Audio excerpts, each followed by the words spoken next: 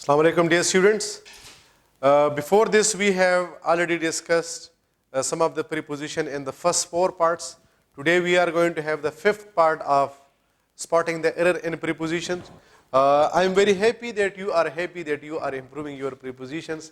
بہت زیادہ students response کر رہے ہیں کہ سر اسپاٹنگ دا ایئر کے ذریعے سے ہم پریپوزیشنز کو صحیح طریقے سے سمجھ گئے ہیں.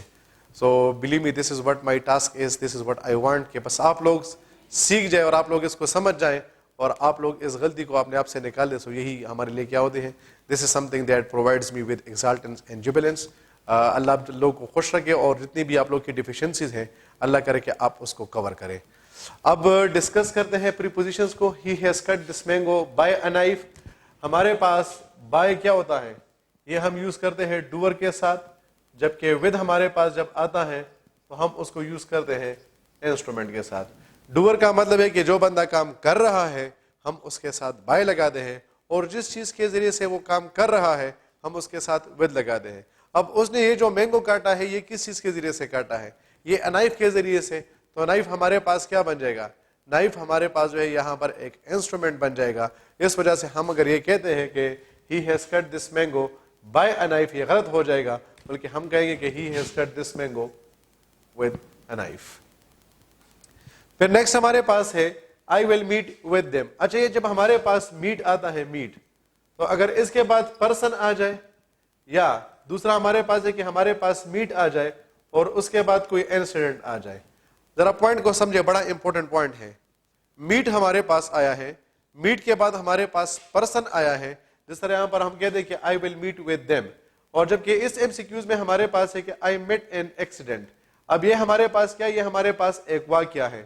تو جب ہمارے پاس ورب میٹ آ جائے اور اس کے بعد ہمارے پاس پرسن آتا ہے, تو پھر یاد رکھے کہ ہم اس کے ساتھ کسی قسم کا پریپوزیشن یوز نہیں کرتے ہیں. تو میں کہوں گا کہ آئی ول میٹ دیم.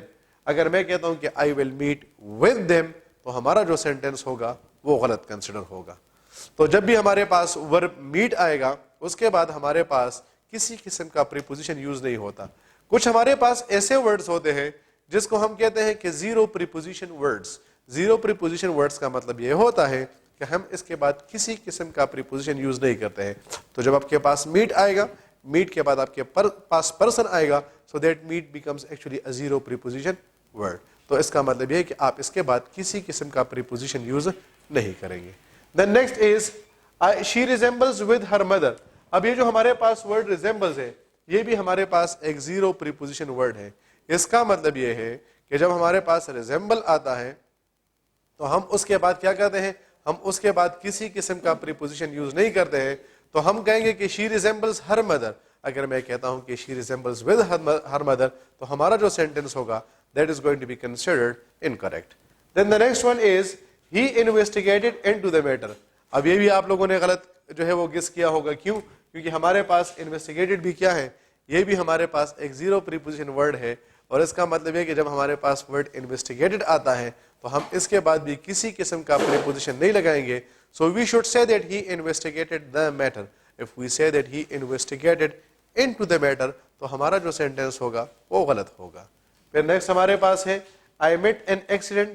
تو اب ہم نے یہ کہا تھا کہ جب ہمارے پاس میٹ کے بعد, میٹ کا ہمارے پاس سیکنڈ فارم کیا ہے, میٹ, اور اس کا تھرڈ فارم بھی ہے میٹ. تو جب ہمارے پاس میٹ کے بعد ایک ایکسیڈنٹ آئے گا, ایک واقعہ آئے گا, تو پھر ہم اس کے ساتھ کیا کرتے ہیں, ہم اس کے ساتھ ود لگاتے ہیں. تو ہم کہتے ہیں کہ I met with an accident. ہم نے یہاں پر ود اس وجہ سے ریموو کیا تھا کیونکہ یہاں پر ہمارے پاس میٹ کے بعد پرسن آ رہا تھا. تو آلریڈی ہم نے کہہ دیا کہ جب میٹ کے بعد ہمارے پاس پرسن آتا ہے تو پھر اس کے ساتھ تو کسی قسم کا پریپوزیشن نہیں آتا. لیکن جب میٹ کے بعد ہمارے پاس کسی قسم کا واقعہ آتا ہے تو پھر ہم اس کے ساتھ کیا کرتے ہیں, ہم اس کے ساتھ پریپوزیشن ود لگاتے ہیں. تو I met with an accident. اچھا she was knocking the door. اب نارملی آپ لوگ اس کو اس طرح یوز کرتے ہیں لیکن یہ ہمارے پاس غلط ہوگا, کیونکہ جب ہمارے پاس ناکنگ آتا ہے ہم ہمیشہ اس کے بعد ایٹ ضرور لگائیں گے. تو ہم کہتے ہیں کہ she was knocking at the door. اگر ناکنگ کے بعد آپ ایٹ کو یوز نہیں کرتے ہیں تو پھر آپ کا جو سینٹینس ہوگا اس کا نیچر جو ہے وہ چینج ہو جاتا ہے. یعنی سمپل ورڈ میں آپ کہتے ہیں کہ your sentence will be considered incorrect. Then they acquitted him from murder. Acquitted کے بعد from نہیں آتا بلکہ اس کے بعد کیا آتا ہے, اس کے بعد of آتا ہے. Acquitted کا مطلب ہوتا ہے بری کرنا. تو اس نے جو قتل کیا تھا اس کو اس قتل سے جو ہے وہ بری کیا گیا ہے. So we don't say that he was acquitted from, we should say that he was acquitted of. اور لاسٹ ایم سی کیوز آج کے لیے, we should abide with the rules. Abide کا مطلب ہوتا ہے ماننا. ابائڈ کے ساتھ ود نہیں آتا بلکہ اس کے ساتھ کیا آتا ہے, بائی آتا ہے. We should abide by the rules. Abide by the rules کا مطلب ہے کہ ہمیں جو ہے وہ قانون کی کیا کرنی چاہیے, اس کی جو ہے وہ ہمیں اس کو فالو کرنا چاہیے, اور جتنے بھی اس کے رولز اینڈ ریگولیشن ہے اس کو ماننا چاہیے. تو آج کے لیے ہمارے پاس یہ 8 جو ہے وہ پریپوزیشنس کے جو کنفیوزنگ پوائنٹ تھے جس میں ہمارے پاس ایرر تھا, ہم نے اس کو کر لیا ہے. Hope fully you have covered some of the aspects. In case of any confusion, you should feel free to ask your question through comments. Till that time, take care of yourself. Goodbye. Allah Hafiz.